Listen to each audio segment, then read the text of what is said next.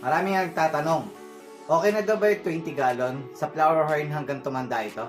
Kumbaga hindi mo na ililipat sa ibang aquarium. Actually, pwede naman yung 20 gallon.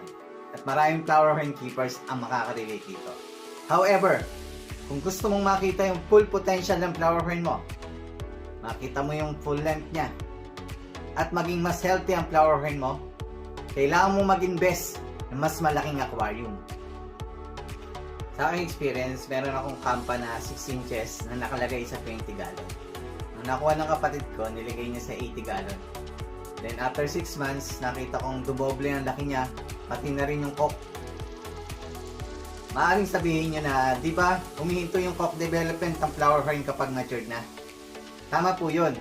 Pero kapag lumaki ang katawan ng flower horn, sumasabay din po ang cock development. Hindi po yun naiiwan. In short, kung dumoble ang laki ng flower horn, dodoble rin ang laki ng cock. Maliban na lang kung mali talaga yung cock niya. At kung magre-research kayo sa Google,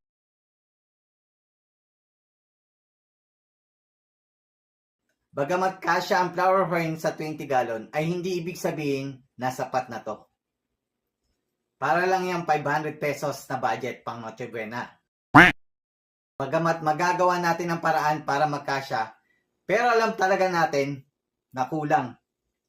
Pero syempre, ikaw pa rin naman ang masusunod kung hanggang 20 gallon lang yung kaya mong i-provide sa flower horn mo. Dahil maaring kulang ka sa budget.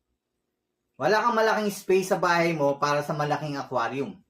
At wala kang balak palakihin ng gusto ang flower horn mo. Kumbaga, gusto mo lang mag-alaga ng flower horn, pang stress relief. Sa huli, ikaw pa rin naman ang masusunod.